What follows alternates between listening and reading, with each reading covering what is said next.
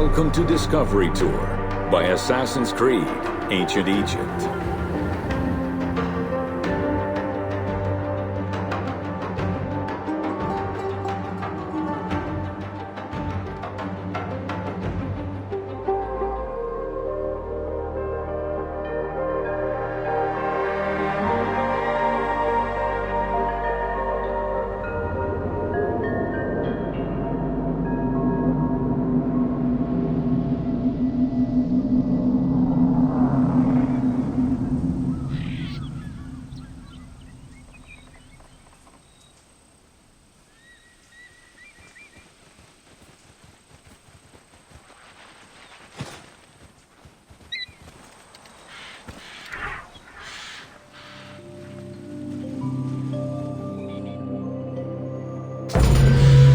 Welcome to Alexandria, planning of the city. Alexander's plan to build his great city began with a verse from Homer's Odyssey. There is, in front of Egypt, in the sea with many swells, an island called Pharos. Guided by these clues, Alexander the Great founded his future city at the western end of the Nile Delta.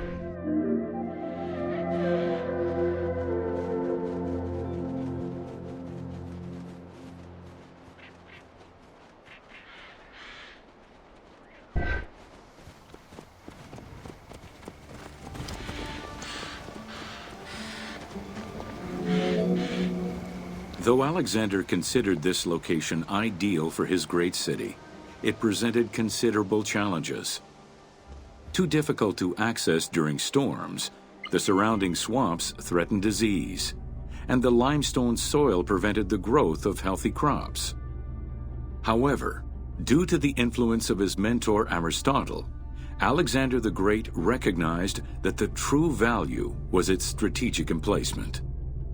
Alexander knew that in controlling Pelusium to the east, Memphis to the south, and his crowning glory Alexandria to the west, he would create a triangular stronghold, allowing him to control the entire delta while giving him access to the Mediterranean.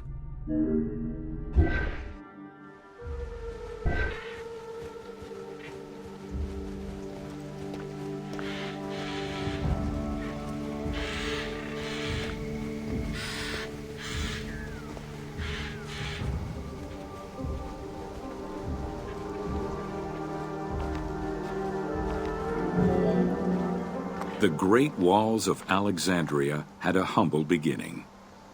Lacking chalk to outline the future city's foundations, architects were forced to use flour instead. Clouds of migrating birds swept down and ate the flour, erasing the plans. This prompted Alexander to seek guidance from the oracles, who reassured him that his future city was destined to feed a large population.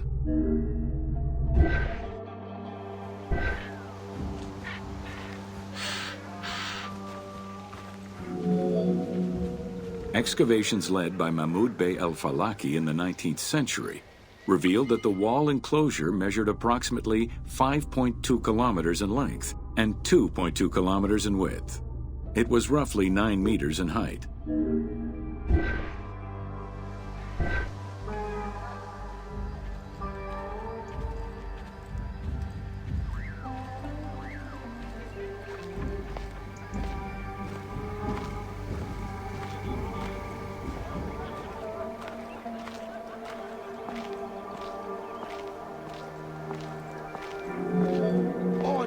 These formidable ancient walls would resist a number of attacks, including fending off the king of Syria in 169 BCE. It wasn't until 295 CE that they eventually fell to Roman Emperor Diocletian, and this only after 8 months of relentless assault.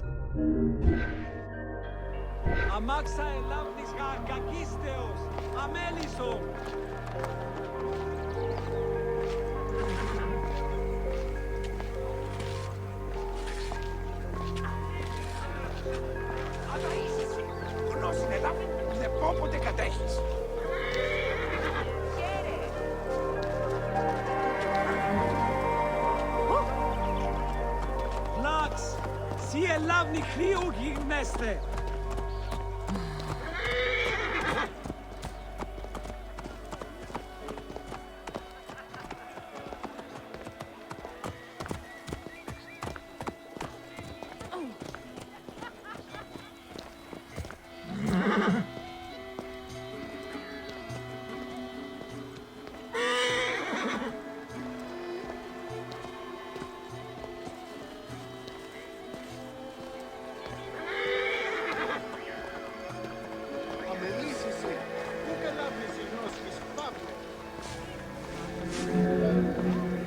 Alexandria's principal architect, Dinocrates, chose a Hippodamian grid plan. The grid maximized functionality, with wide, straight roads and canals running beneath them. Alexander recognized the military value of the city's design. The wide, parallel streets gave him optimal surveillance of the city, while allowing the unobstructed flow of troops.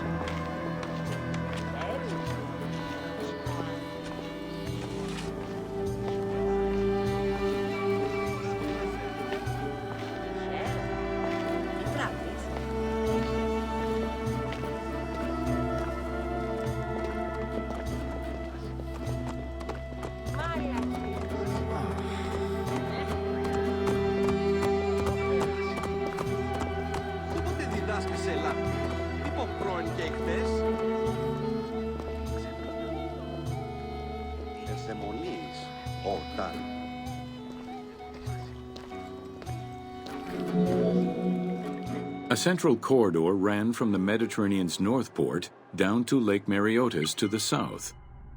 This thoroughfare acted as an unobstructed link for commercial trade and travel between the two ports.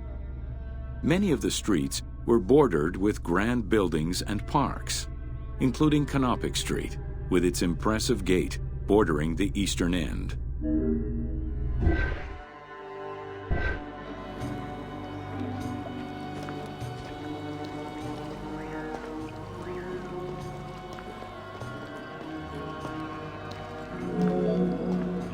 Alexandria was most likely built upon an already existing Egyptian village. Upon its completion, the Egyptians reviled the city, refusing to call it by its founder's name. Instead, they called it Raked, the building, as a mark of disdain, which was later Hellenized into Rakotis. Despite this, the name Alexandria would remain.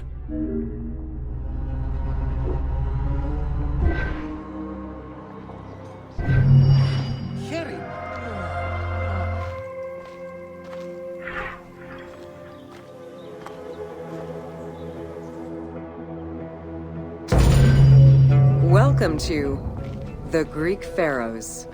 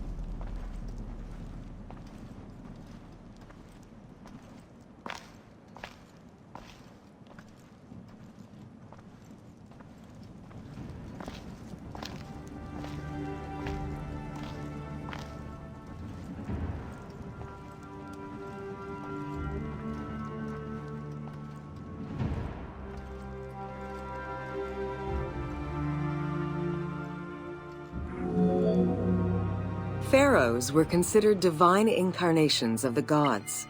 As an avatar of the gods living on Earth, the pharaoh's role was to preserve fundamental values and universal harmony by removing chaos, Isfet, and ensure that justice, Mot, prevailed.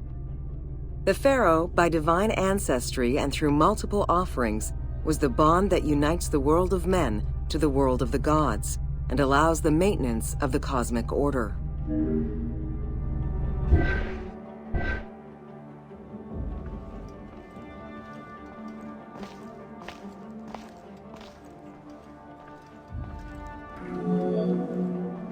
The Ptolemaic dynasty reigned over Egypt from 305 BCE to 30 BCE.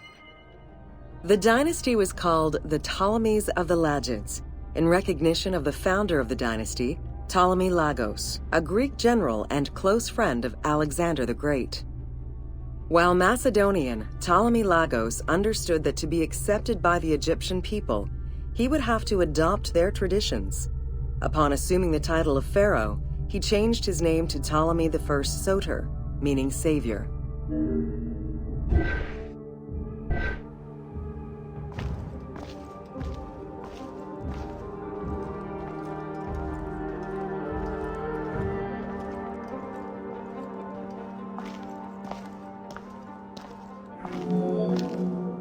Born in 356 BCE, Alexander the Great went through a hasty education in the affairs of the kingdom before integrating into the Macedonian army, where he quickly rose through the ranks. After his father's assassination in 336 BCE, which some believed was orchestrated by Alexander himself, he became king of Macedonia. Ruler of a unified kingdom and leader of a large army, Alexander set his sights on conquest.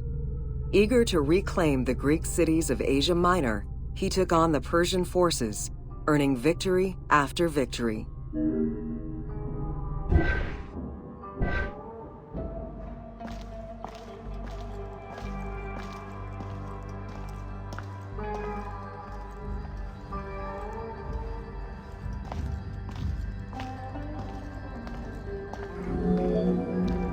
Ever victorious, Alexander the Great marched on, laying siege to city after city until he reached Egypt, where the Persians were defeated yet again.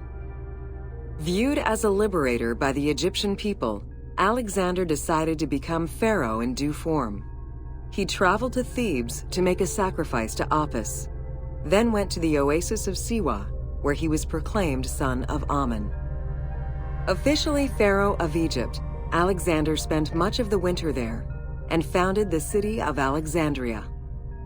Perhaps not coincidentally, being pharaoh allowed Alexander to spread propaganda to prepare further conquests.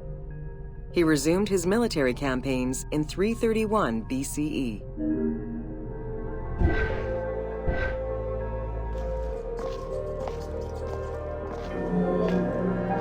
On his deathbed in 323 BCE, Alexander the Great gifted the satrapy of Egypt to Ptolemy Lagos. Perfectly aware of the value of Egypt, Ptolemy ensured not only the stability of the country's borders, but also its economic and military development. At the same time, he worked with the Egyptian elite to maintain the internal order of the country. By 305 BCE, Ptolemy, well respected both in Egypt and in the Mediterranean, was at the head of the largest fleet of the Hellenistic world. Ptolemy officially took the title of Pharaoh of Egypt in January 304 BCE, on the anniversary of Alexander the Great's death.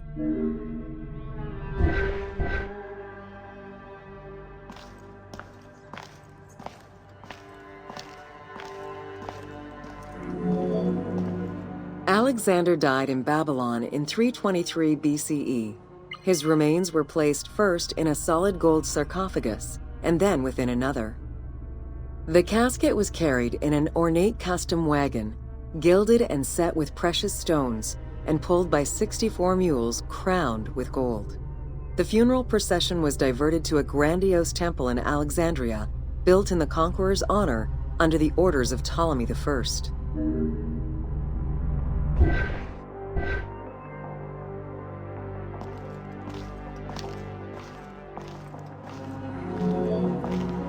Julius Caesar visited Alexander's tomb at the capture of Alexandria. and the Roman Emperor Augustus reportedly placed flowers there. However, though many powerful leaders claim to have visited it, the tomb's location has gone missing from history. Some accounts do state that the golden coffin was replaced by a glass sarcophagus, probably by Ptolemy X. It is also implied that Cleopatra may have plundered the tomb in a time of financial crisis.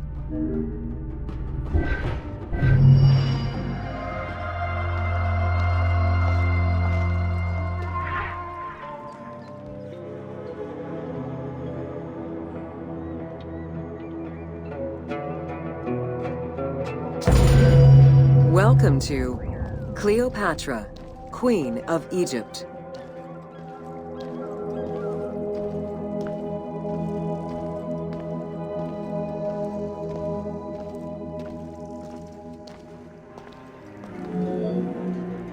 Cleopatra VII Theophilopator ascended the throne in 51 BCE at the age of 18. Though her early attempts to maintain power were often challenged, she eventually prevailed and became the sole ruler of Egypt.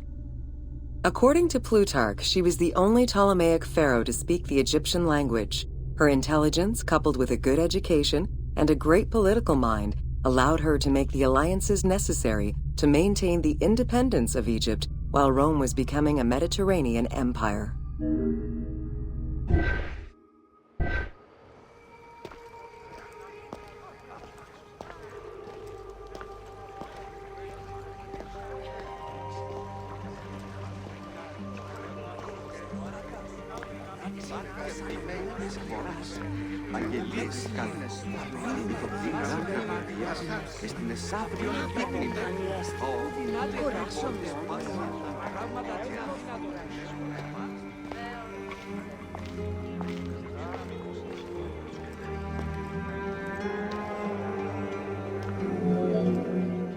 It is important to understand that Cleopatra's knowledge of Egyptian language and keen understanding of the culture allowed her to make powerful ideological referents that resonated with ancient Egyptians. By associating herself with the goddess Isis, the divine mother, great of magic, and repository of divine essence, Cleopatra firmly established herself as the protector of the two lands and legitimized her place on the throne.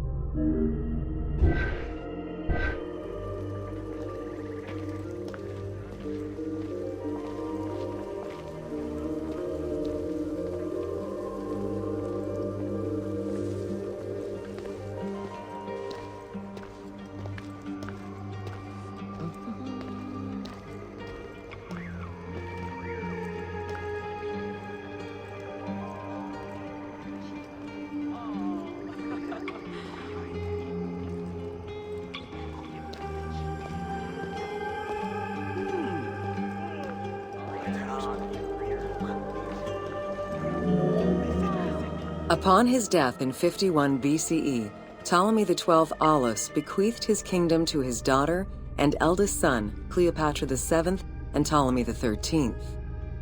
As was custom, the siblings were married. The new pharaoh was 10 years old, his sister wife 17. The early years of their reign were not easy. Between 50 and 48 BCE, droughts and floods aggravated Egypt's problems. General Achilles and the royal advisor Pothinos kept intervening in the young ruler's political decisions and eventually colluded to turn Ptolemy XIII against Cleopatra. By 48 BCE, Cleopatra was in exile.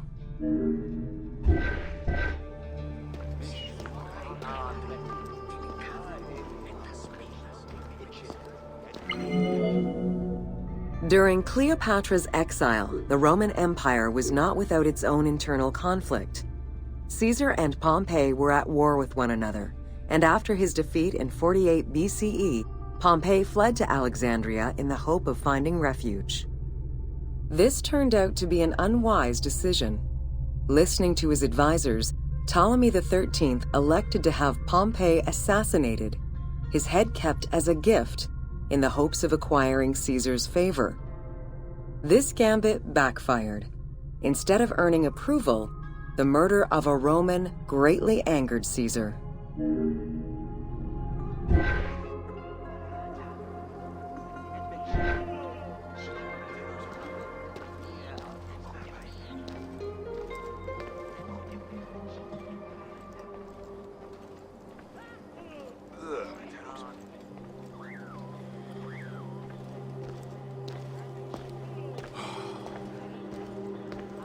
Εντάξει, καλώς. Ευχάριστος η μητά σου. Ευλογείται σε Θεή. Ο θανιμωτάτης πράξιος εγίνατο. Ευχαίρει.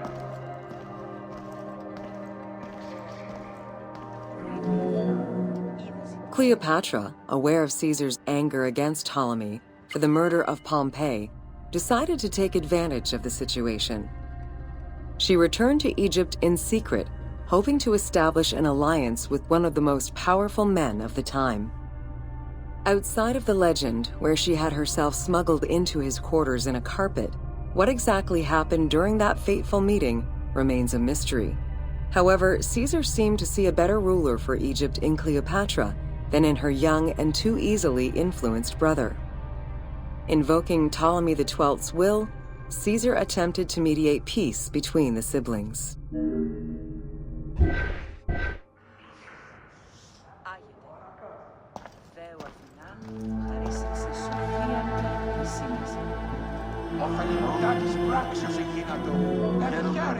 Ptolemy XIII was enraged by the turn of events, and his advisors were none too happy to see Cleopatra return. Urged on by General Achillas and Pothinos, the young pharaoh plotted against Caesar and Cleopatra, resulting in the siege of Alexandria in 47 BCE. It was in March 47 BCE that Caesar defeated Ptolemy XIII's forces. The young pharaoh drowned in the Nile after having fled the battlefield. With her opponents dead or powerless, Cleopatra married her other much younger brother, Ptolemy XIV, and finally claimed the throne of Egypt for good. The end of the Alexandrian War also cemented the romantic and political alliance between Cleopatra and Caesar.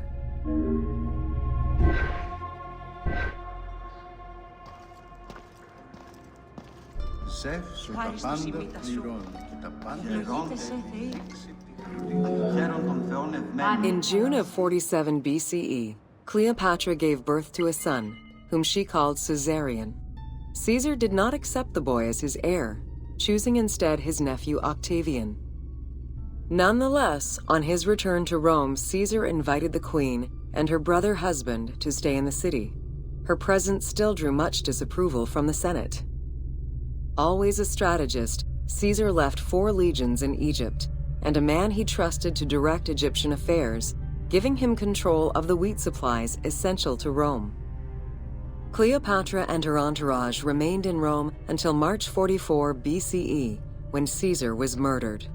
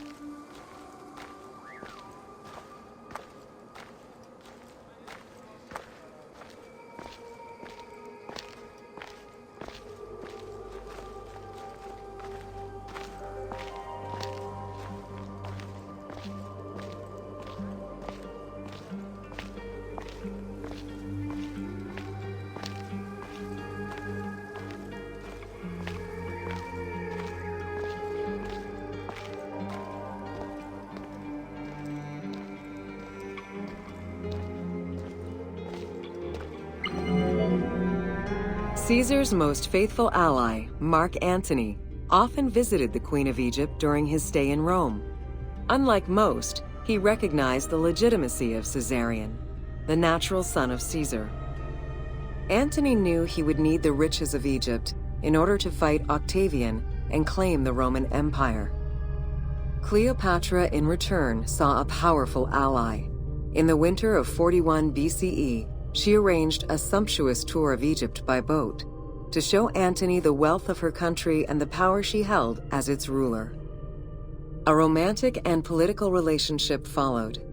the Roman Senate was once again most displeased. To calm spirits in Rome, Antony married Octavia, sister of Octavian.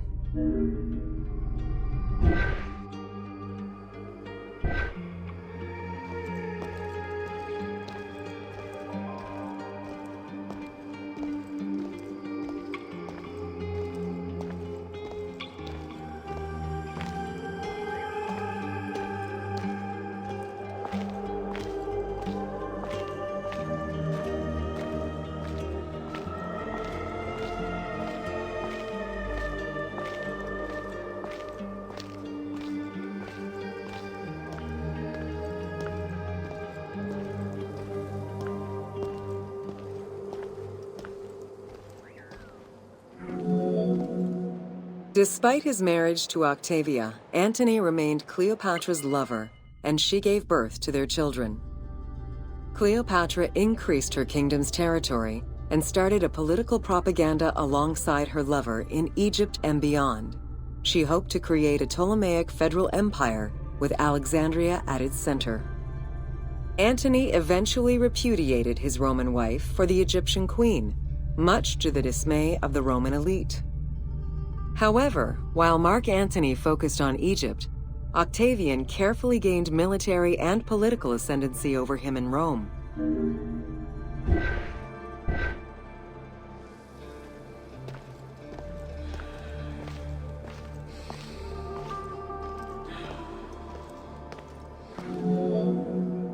Octavian managed his own propaganda campaign and succeeded. The Roman people hated Mark Antony and Cleopatra. To avoid the censure still inherent in attacking a fellow Roman, Octavian simply declared war against Egypt. Rome's power still reigned supreme. The powerful Egyptian fleet, led by Cleopatra as well as Mark Antony's forces, were defeated in 31 BCE in Actium. Octavian arrived in Egypt in 30 BCE to formalize his victory.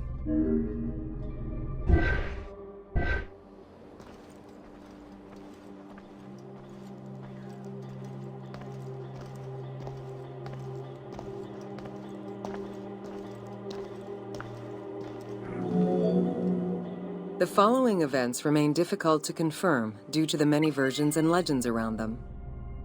It is believed that after hearing a rumor about Cleopatra's suicide, Mark Antony committed suicide himself. He was brought to the queen as he slowly passed away. Knowing that Octavian would have her chained and paraded through Rome in defeat, Cleopatra planned her own suicide.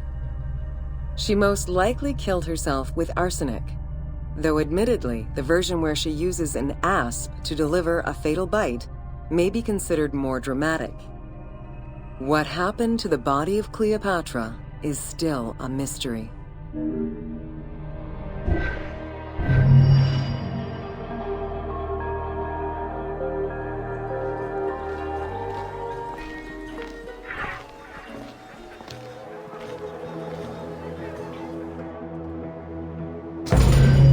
Welcome to Introduction to Alexandria.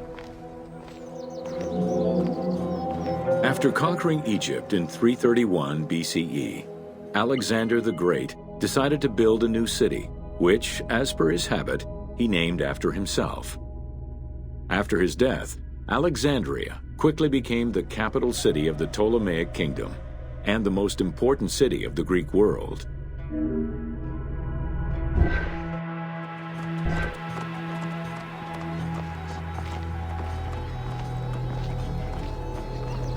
Παύλε, αμελή άνθρωπε, πού κοράν δύνασε.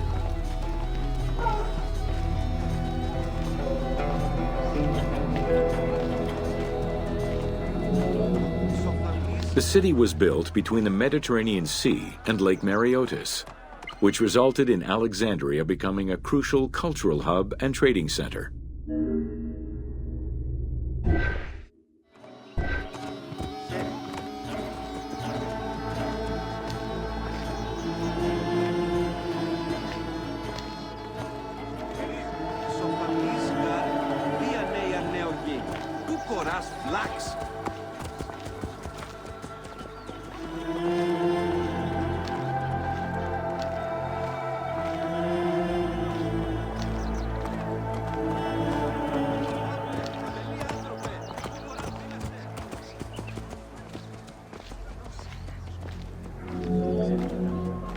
Sumptuous buildings could be seen wherever one turned their gaze.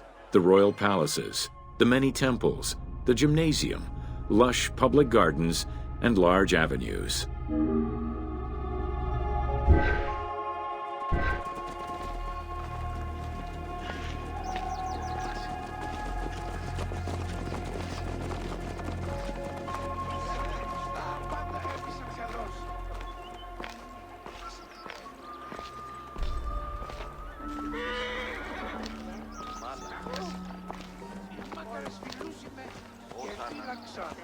Εσού ελάβνην ου γιγνοσκόμην γε, γης βέλτιστος.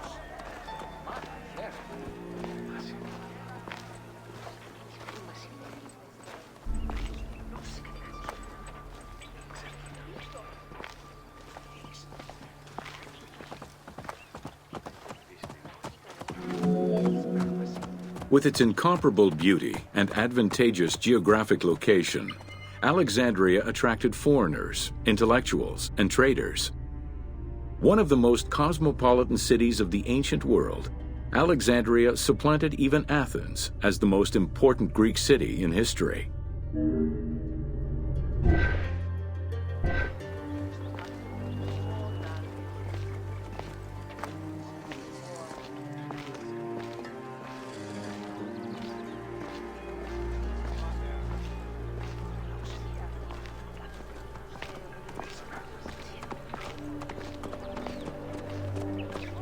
Θεοί, αδαΐσεστη, οφθαλμούς είναι αιώρων απόλεσεν.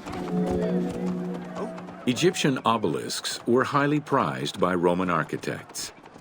While Roman design previously favored the use of a single monument, Egyptian obelisks tended to come in pairs and were generally located at the entrance of temples.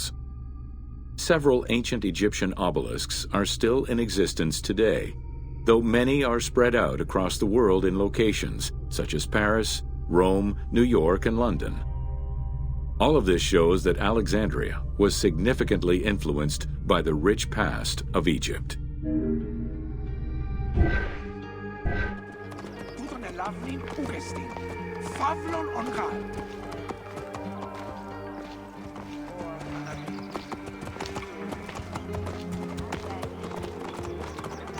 Παύλε, αμελή άνθρωπε, πού κοράν δύνασε.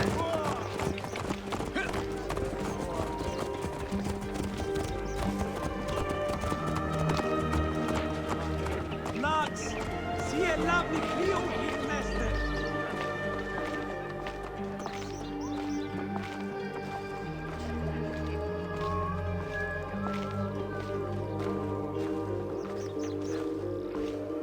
Ο καλός, έβγε. Alexandria had several main streets. Its most famous artery was the Canopic Way. It was lined with sumptuous buildings, houses, and temples, and was roughly 8 kilometers in length. This street was one of the most important shipping entrances to Alexandria, and often hosted processions and festivals.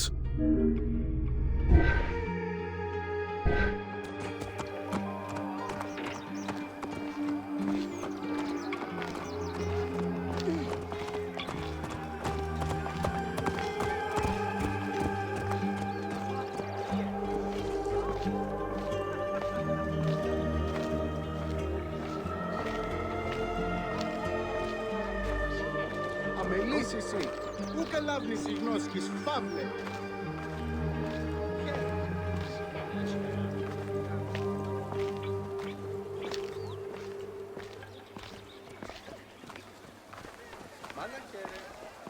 Εσού ελάβνην ου γιγνοσκόμην γε, γης βέλτιστος.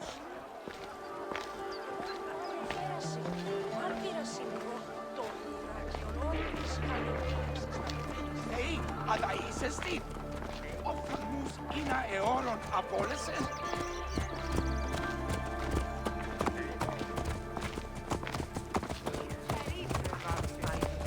Ου κόπο πασπαρά του ιδίου, ίσο φαλμόν ίδιο κατασχέθηση.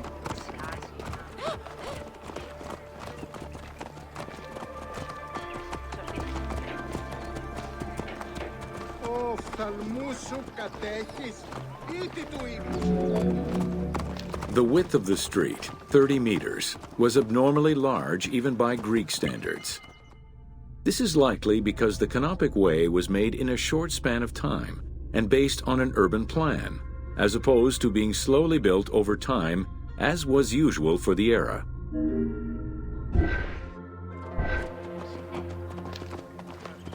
Όποτε διδάσκεσαι Ελλάδη, τι πω πρώην και εχθές.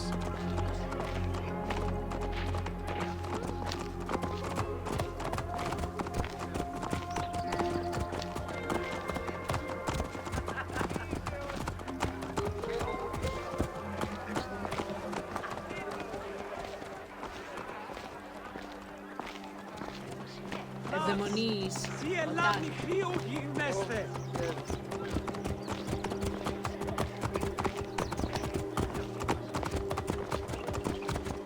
Παύλε, αμελή άνθρωπε, πού κοράν δίνασε.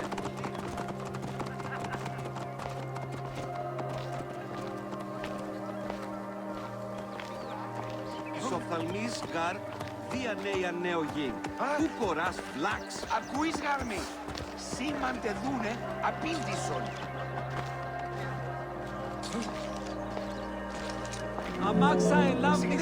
The Canopic Way originated in the western cemeteries, skirted the gymnasium, and then exited the city to head east through massive doorways towards Canopus. This structure was known as the Canopic Door. Σοφθαλμής γαρ, δια νέα νέο γιν. Πού κοράς φλάξ.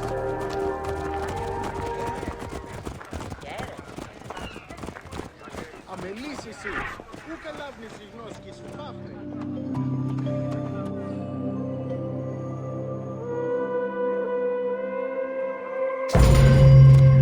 Welcome to Alexandria.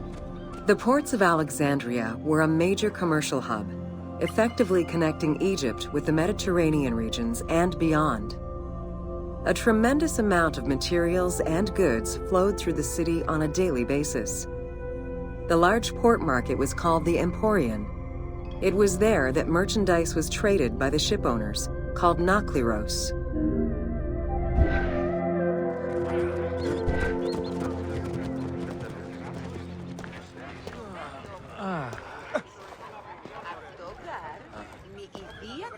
τα εκούσεις. Απορρίψην αυτόν ιερωμένη, αυτόν εκτόνησε. Ότον ιδιώτη. Πώς ιδιώτας εν τα κάνει πίστας.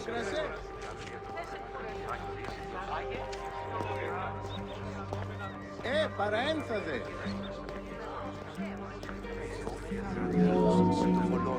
Food and other artisan work streamed out of Egypt. Ceramics, glass, golden rings, and minted coinage. The local potters, using traditional Egyptian techniques, competed with those from abroad, and the textile industry flourished. What Egypt did not produce itself was acquired through trade, using local resources such as wheat and papyrus. Most sought after was pine wood from Syria, iron and marble from the Greek islands, gold from Spain, and exotic fruits from Europe. All this commercial activity contributed to the already decadent wealth of the city.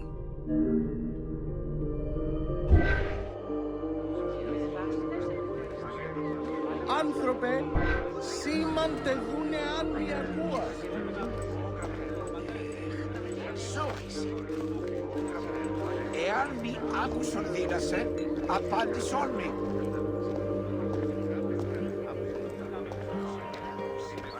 Ακούεις γάρμη, σήμαντε δούνε, απήντησον.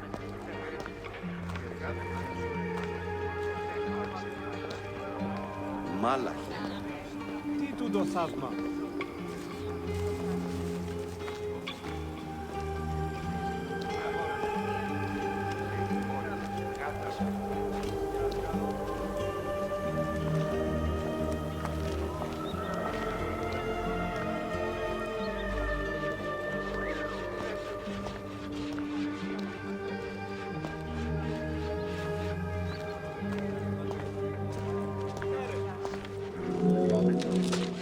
The wood imported to Port Mareotis through Alexandria's seaward ports was used in the nearby shipyards, where most of Egypt's ships were built.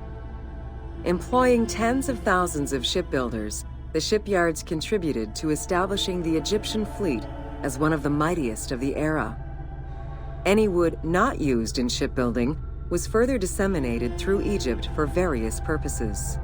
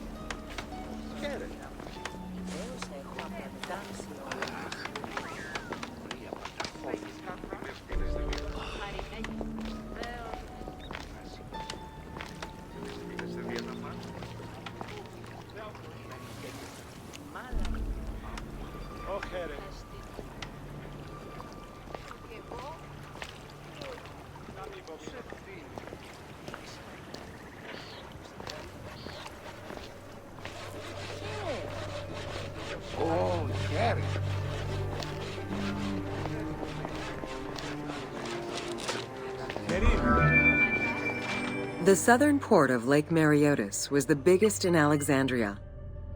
Save for a branch angling westward, the lake's size in the Ptolemaic era was roughly 40 to 50 kilometers from north to south. Its waters were maintained by a steady runoff from the Nile. In addition to the lake, a man-made canal was created to assist in the transfer of goods from the city to the port using barges, though it is not represented in the game due to its size.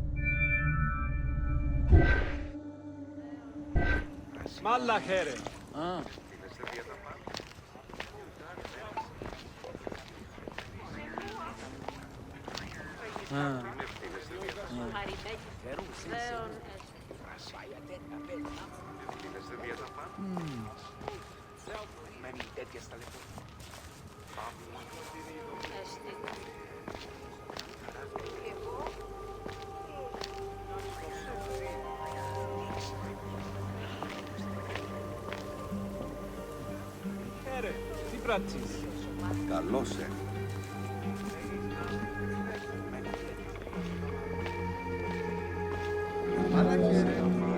Banking was one of the most distinctive innovations brought by the Greeks to Egypt. The centerpiece of Alexandria's wealth was the royal systematization of taxes on almost everything. Basic items such as salt, oil, beer, wheat, and linen were heavily taxed. As a result, the royal treasury of Alexandria was able to ensure the economic stability of most of the administrative areas of Egypt.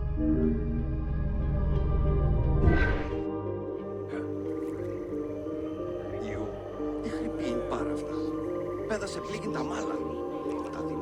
Τα δεινά του οίκου.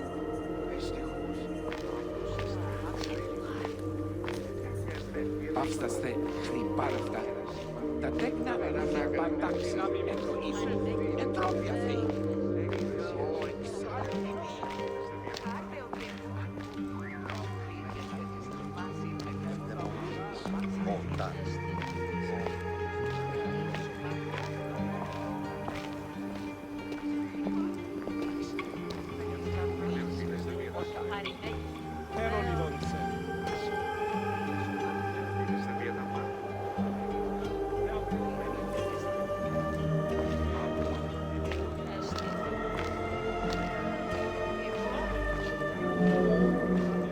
By the late 12th century, the channel feeding the lake from the Nile silted up. Lake Mareotis lost its connection to the Mediterranean, as well as most of its water, as the lake slowly evaporated to a fraction of its former size. In modern times, Lake Mareotis is being kept alive through irrigation. However, only about 17% of its original size remains. Welcome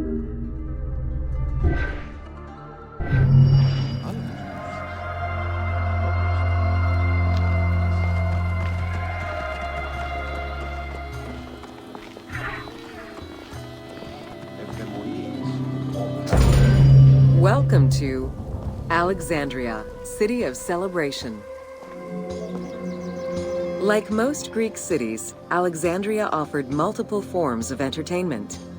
Most were related to cults, religious practices, and the festivities surrounding those practices. Among those festivities, the most important ones were the dynastic celebrations, instituted in honor of the deified Ptolemaic kings and queens. These celebrations could go on for many days and included sacrifices, offerings, processions, and public banquets. How shall I sing of thee, brightly shining one? Rocky Delos hunter, Leto's golden sun. Light bringing Phoebus, I am but your lyre.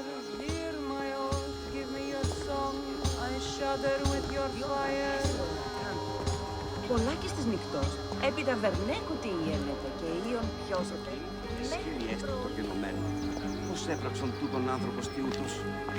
Εγώ την χαρίσει. Εδώ τον αυτόν παιδεύτο, φιλότεχνο.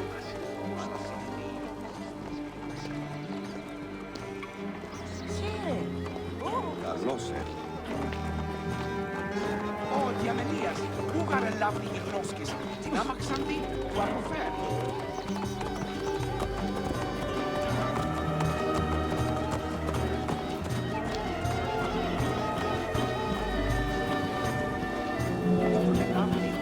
Games and competitions were organized whenever possible in locations such as the stadium, the hippodrome, and the gymnasium.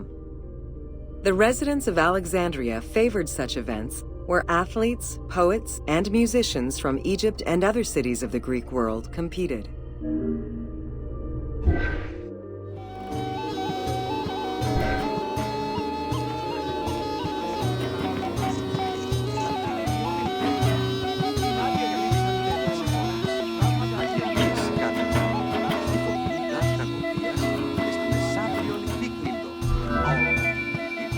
Like all good Greek cities, Alexandria had a theater. The architecture of this structure is Roman in style. This is because the team duplicated a theater from Cyrene. Roman theaters were usually semicircular and built from scratch on a flat area with structures designed to enhance oration. Greek theaters were more oblong in shape, similar to a horseshoe, and favored the slopes of natural hills to support their acoustics.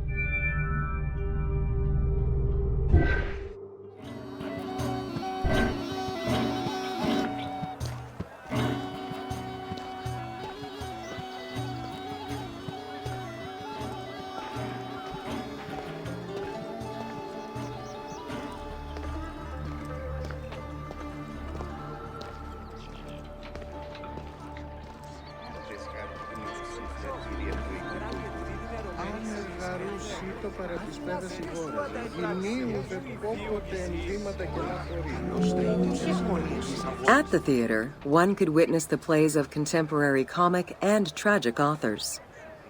The play you are witnessing below is Menander's Dyskolos, more commonly known as The Grouch, a late and popular entry in the Greek comedies.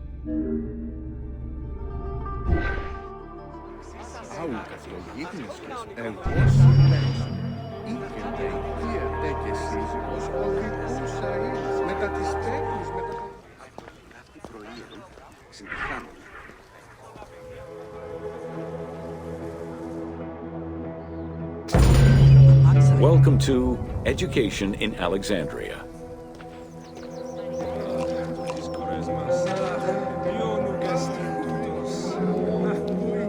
The education of young Alexandrians did not differ from the one generally dispensed elsewhere in ancient Greece. At the age of 7, the child was taken in charge by a tutor, who then became responsible for instilling an elementary education as well as good moral principles.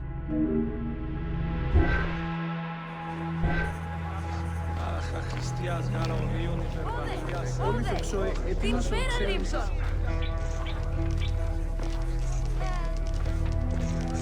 Ui, troski strobon strepsine.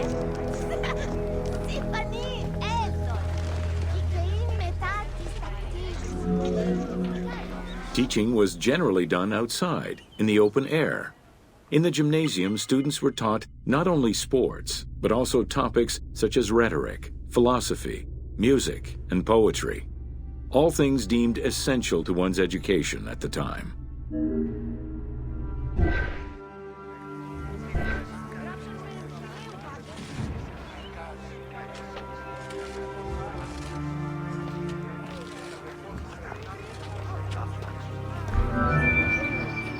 Here, both girls and boys are shown attending a class given by one of the rhetoricians of the era. The team made the choice to show both genders attending class within the context of the game world. Even though it is historically inaccurate, the team felt it was not necessary to prioritize historical sexism over inclusive gameplay.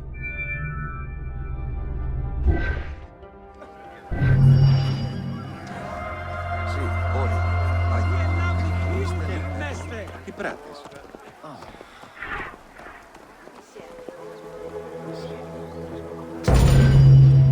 Welcome to the Great Library of Alexandria. Near the district of royal palaces and within the Moseon was the most famous library of all antiquity. The Library of Alexandria was built to house all of human knowledge. At its pinnacle, the library was believed to contain over 700,000 parchments.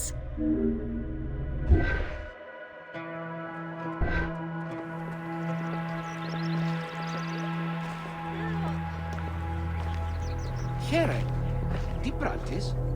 Ου καλώς Throughout the centuries, fires and wars between Christianity and paganism destroyed the library, leaving nothing behind. The loss of the building, and more importantly, its vast collection, is immeasurable. As no descriptions are available, the team's rendition of the Library of Alexandria was inspired by the visuals of the Library of Chalcis at Ephesus.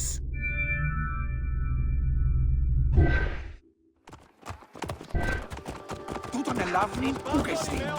Φαύλον ονκά. Εσχρόν μετρών εσπεριούν υμνούντο εσέ. Καλέον σουν βαυσάνεδι. Αγιουκούμε. Τε και ούτε μπίσουμεν. Τε άγιου σοβό. Μεταγγονέστονεν γάραυτον και ου ημάρεμα και αμόνες ιέντε. Προσφέρε.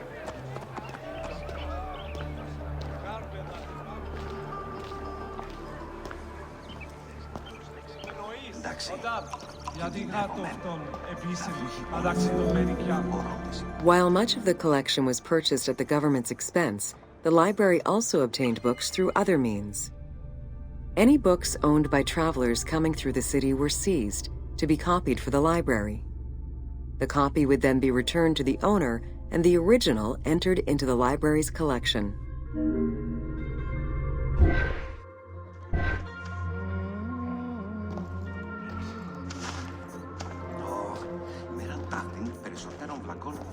Κερίμ. Και κατόπιν τα αγαθά ηγόρασο παρά το πολιτήριο μετά πολύ νοτροφύγε και ώστε την πόλη αυτή. Εν τα σπήλας, με τις χρήμας εισεμένησε.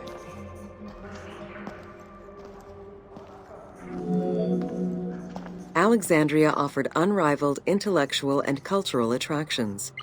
Eminent scholars from Athens, Rhodes, and other Greek centers traveled to the city to learn and engage with other free thinkers. Both the Moseon and the library were at the center of groundbreaking ideas and creative expression.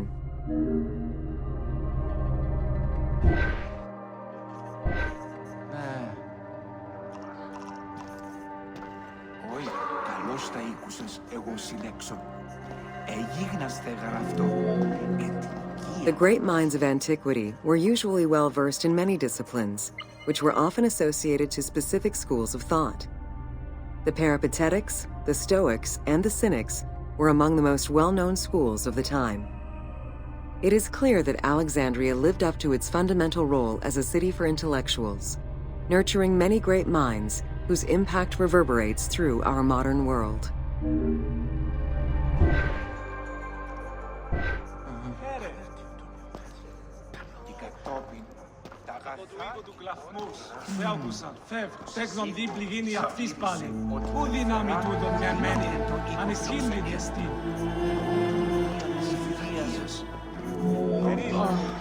Hypatia of Alexandria was a Greek mathematician, philosopher, astronomer, and inventor.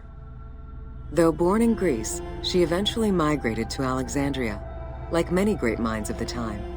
It is there that she became the head of the Neoplatonist school of Alexandria. From most accounts, she was highly respected by her fellow Alexandrians, both as a teacher and a philosopher. With her death, the age of great ancient scientific discoveries came to an end.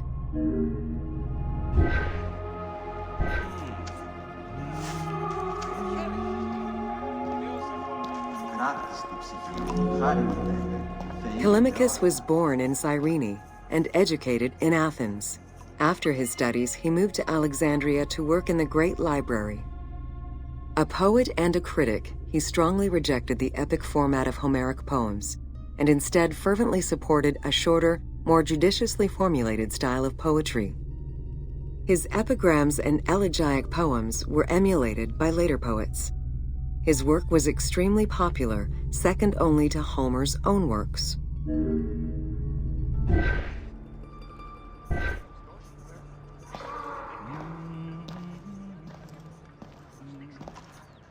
Ευτυχώς επέρασε η θύελα.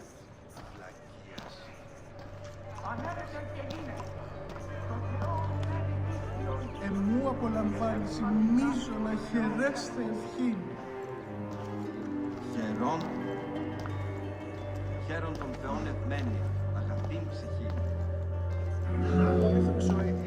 It was in Alexandria that mathematician Euclid, the father of geometry, wrote the Elements, laying out the foundational work of what would become modern algebra and number theory. Euclidean geometry would become one of the most influential systems in the evolution of mathematics. Σιο γραμματεύ, στείλω να αποδώσουν το τίμημα της σύλλησης του Δημόσιου Ταμείου. Προστίν τα πάντα, τριάσομεν ζέμπος βοήν, δια την ζευγηλασία του χωραφιού. Πάλι είναι μου της βασάνης. Ο Ταμεία, έγραψα στα γραμματεία, τελώνες ελέγχους τα αυτά. Οι εργάτες είχαν δέχοντο, How do you calculate the circumference of the Earth? With a camel, 2 sticks, and shadows cast by the sun. This is what Eratosthenes of Cyrene described in his principal work, Geography, while he was director of the Great Library of Alexandria. He is credited for the invention of the armillary sphere around 250 BCE. Δάνειον της βάσταυτον παρευρισθένους έλαβον. Φλακών δεν είχες πάσα του. Παύσταστε, χλιπάρα αυτά. Τα τέκνα ουδι πατάξιν εν το οίκο. Εντρόπια θεή. The earliest known and most complete armillary sphere of antiquity was the Meteoroscopion of Alexandria, with an imposing 9 rings compared to the 3 or 4 of most other astrolabes. Known as the zodiac krikatoi amongst the Greeks, the Meteoroscopion was used to determine the location of celestial bodies around the Earth. Every self-respecting astronomer of antiquity would have sought to use this tool to better understand the celestial movements.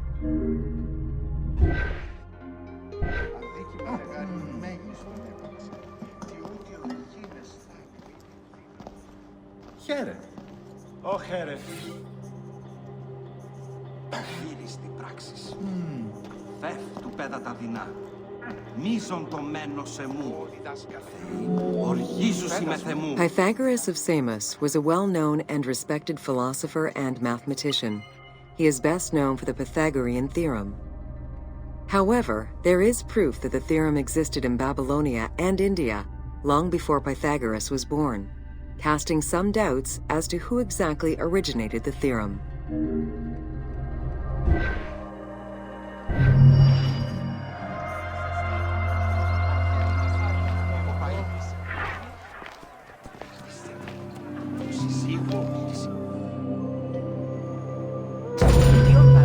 Welcome to the Mosaion of Alexandria.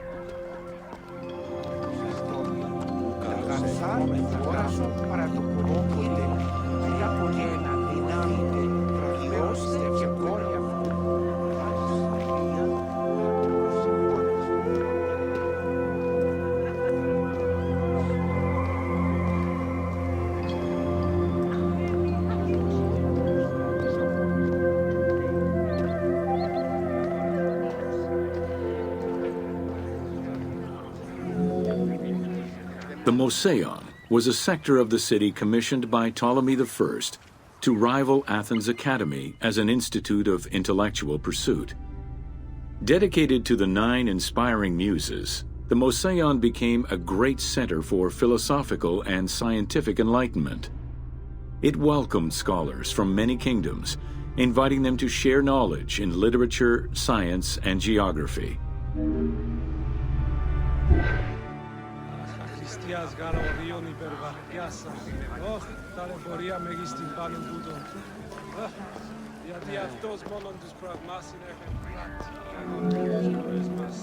The Mosaion was designed so that its buildings and grounds would accommodate free thinking, debate, and presentation.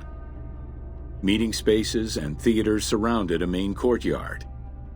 Expansive gardens were filled with exotic plants that aided in the study and supply of herbs and medicines. A zoo offered the study of animal behavior and physiology. Also among the Mosaion's many star attractions was its astronomical observatory.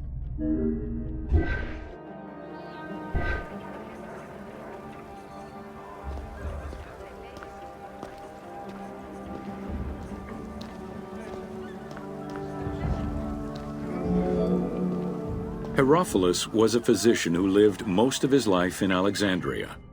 He was able to perform the dissection of human cadavers on a large scale due to the permissiveness of the city in such matters. Among many other discoveries, he learned that the brain was central to the human nervous system. He also extensively mapped the blood system and measured the pulse with the aid of a water clock. It is reported that in his thirst to understand human anatomy, he performed 600 vivisections on live prisoners.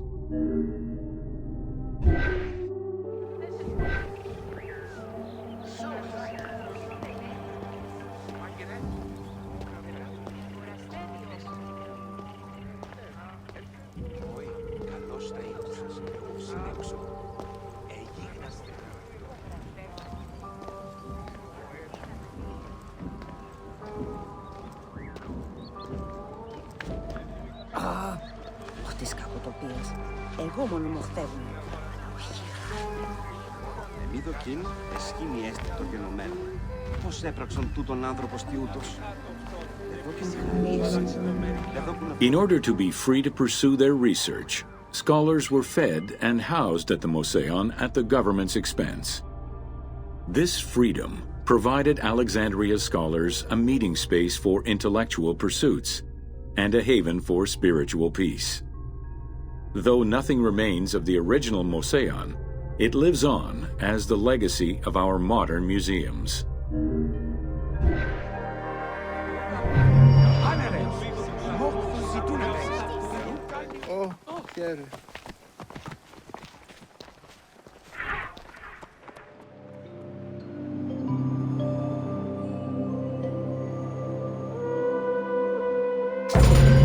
Welcome to the Serapion of Alexandria.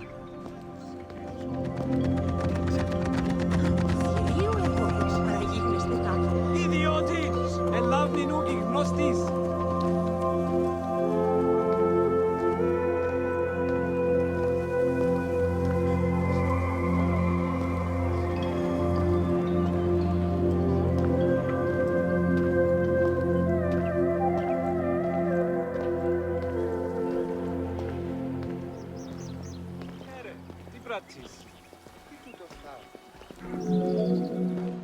In a city of numerous magnificent attractions, the Serapion was considered to be the most beautiful temple of Alexandria. Located southwest of the city on a small hill known as the Acropolis, The sanctuary was constructed during the reign of Ptolemy III, upon foundations which had existed since the reign of Ptolemy I Soter.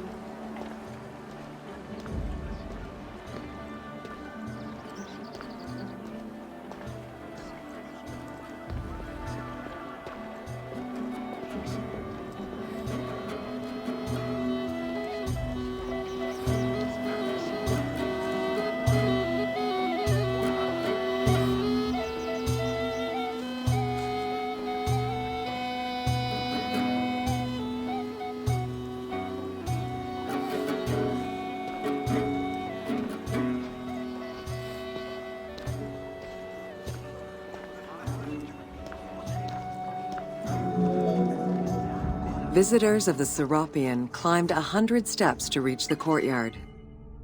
Libraries were installed in the porticos surrounding the square building, with its roof and columns adorned with gold and gilded bronze. Pharaohs were generous to the temple, as were several Roman emperors after Egypt's conquest. An inner temple housed the statue of Serapis, dedicated to healing the sick.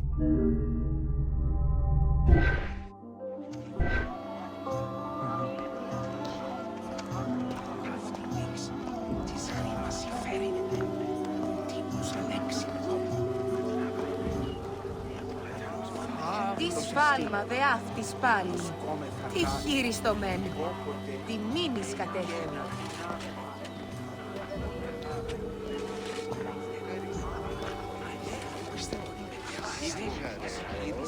Καυτηρά ενδύναμεν εν τον οίκο φιλοξενή, της χρήμας συλλαβήν. Τι ανεσχυντίας.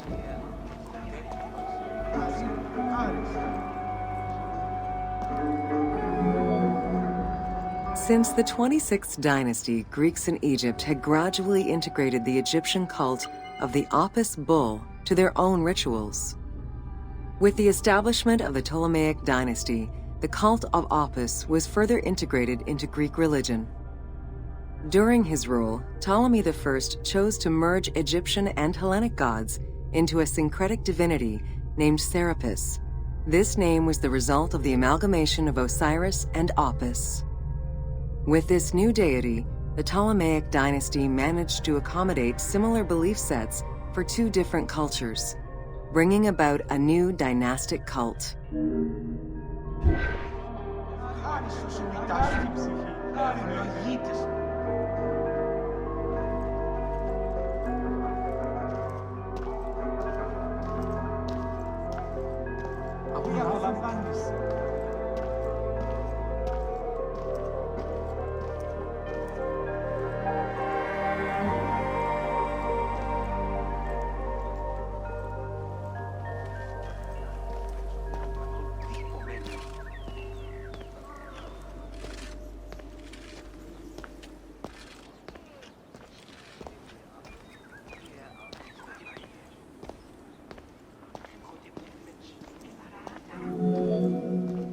Serapis was also associated to other deities, including Asclepius, a Greek god of healing.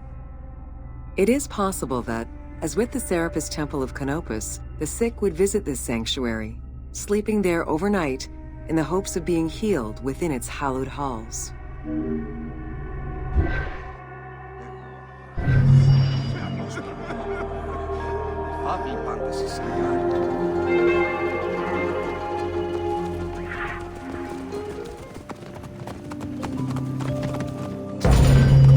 Welcome to the Islands of Pharos. The Heptastadion was a bridge-like causeway connecting the island of Pharos to mainland Alexandria. Its name is based on the Greek terms of measurement, hepta meaning 7 and stadion, which is a measure of length of roughly 180 meters.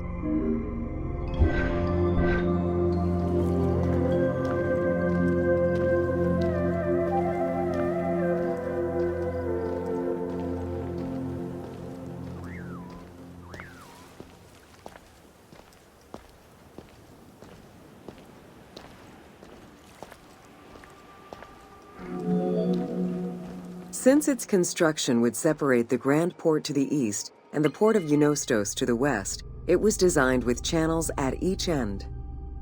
These openings allowed passage from one port to the other.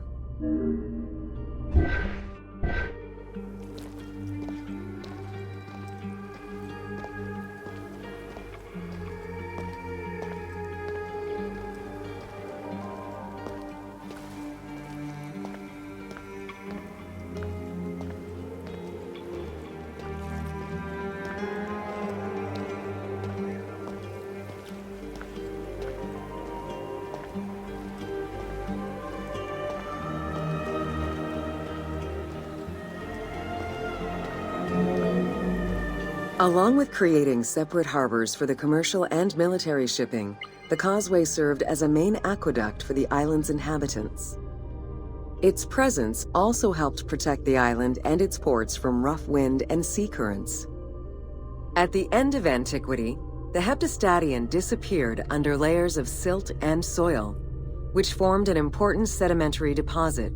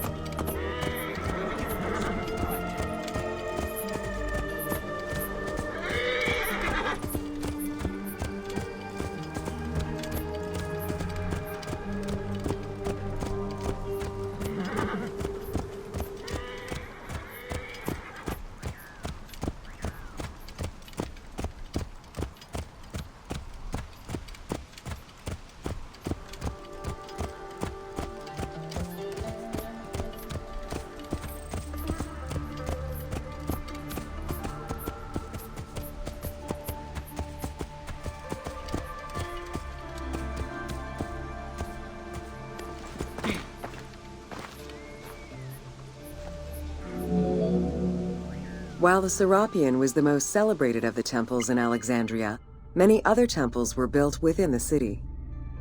Most of these structures have been completely erased over time, and there is no way to discern how many existed. However, research of ancient papyri offer tantalizing hints as to the possible location of at least some of the temples.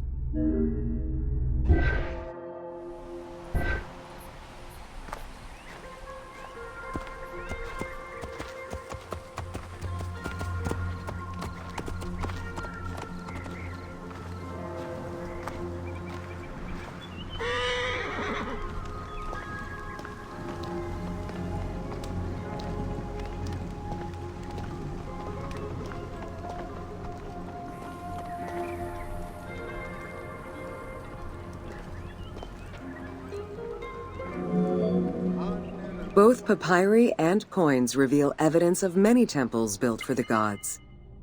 Poseidon, the god of the sea, likely had an edifice in his honor west of this island, as well as on the mainland. This temple next to you is dedicated to Isis Pharia, the divine protector of the lighthouse. This location hosted annual celebrations in the month of April, known as the Sacrum Pharia, in connection to the lighthouse. In her incarnation as Isis Fortuna, the goddess carries a rudder and a cornucopia, both symbols of good luck for navigators.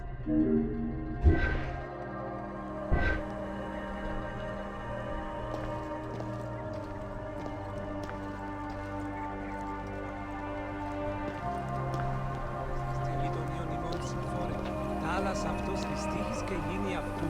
Της κρυμάς η πάση απολέσεων παίχνει πεσόν. 3 ημέρα μόνο.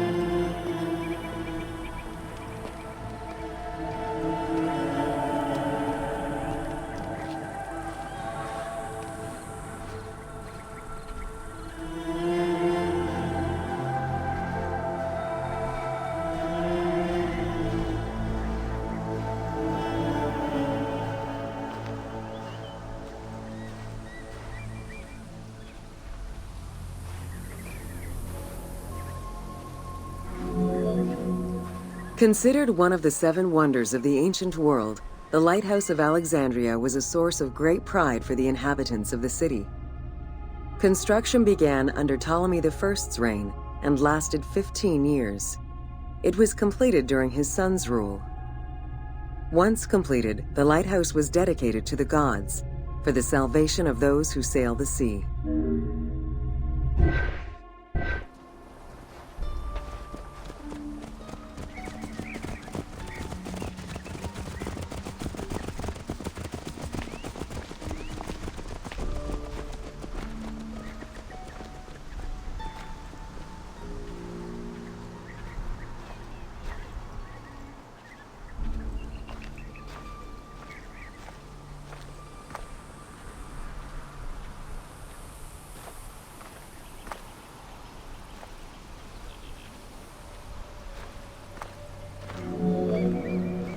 Built on the island of Pharos, the stone structure was 3 tiers set on top of one another in a step formation. The second floor consisted of an octagonal tower, and the top floor was a cylindrical tower topped by a statue. The interior provided space for staff rooms and a ramp which allowed the transport of fuel to the upper floors.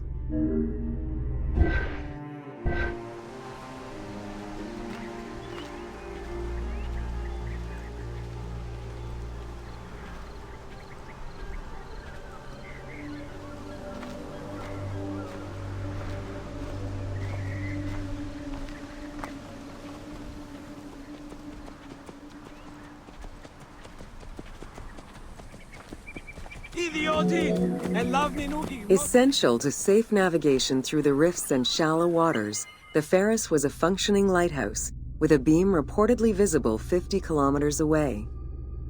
It's unclear what kind of fuel was used or how much. Any other details of how the light worked remain a mystery.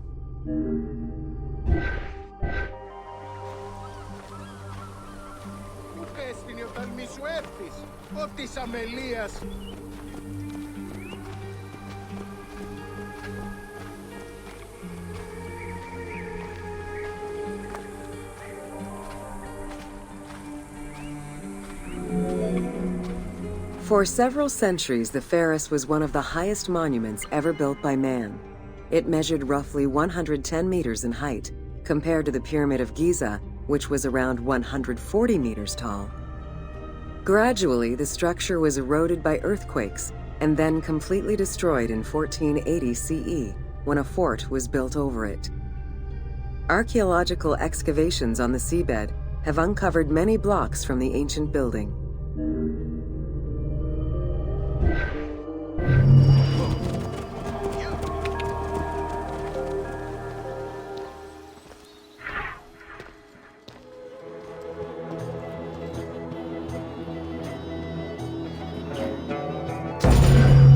Welcome to the Panean. The Panean was a temple built in honor of the god Pan, divinity of nature. This Greek god, often represented as a half-man, half-goat, with a beard, horns, and goat's hooves, was considered the protector of shepherds and herds.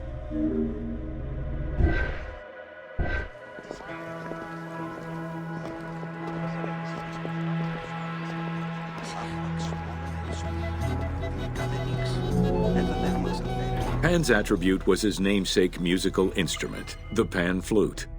His temples were usually located in caves and on high mountains, and were frequented by shepherds. It is likely that Mediterranean cults adopted the imagery of Pan to symbolize the Christian devil.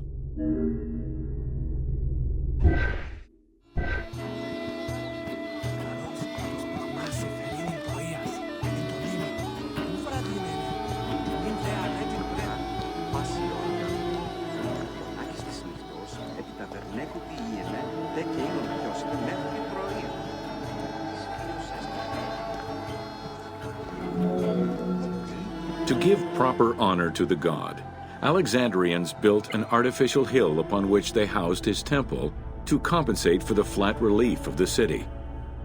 The artificial mound had the shape of a spinning top or a pine cone, which was accessed by a spiral staircase.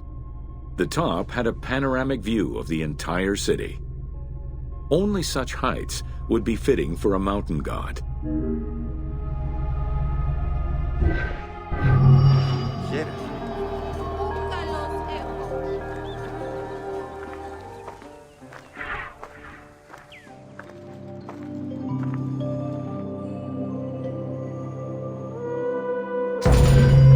Welcome to the Hippodrome of Alexandria.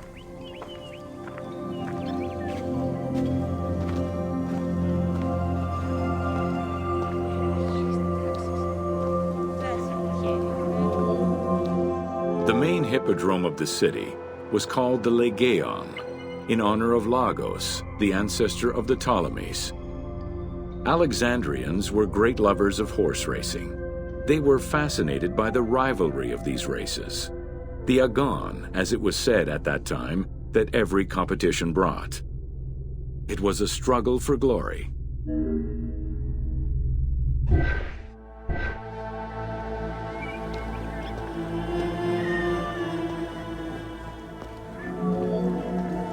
The most important chariot race was the Tethrapon. Using 4 horses with the quickest harness to the front right, the charioteer would race for 12 laps, with sharp turns at either end of the hippodrome. The victors were crowned with garlands of olive and received prize money, but the most sought-after reward was to be acclaimed by the works of poets, such as Callimachus and Pindar.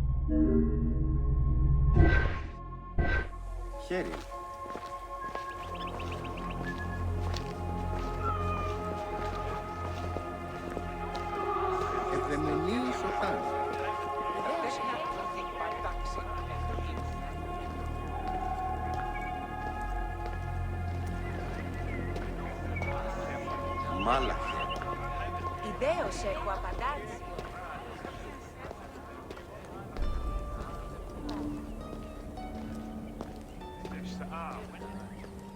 Εν τη αγορά τι εχθές, μήπων τούτο, αληθώς τεκείλε. Κορανάουε, απέδροσο.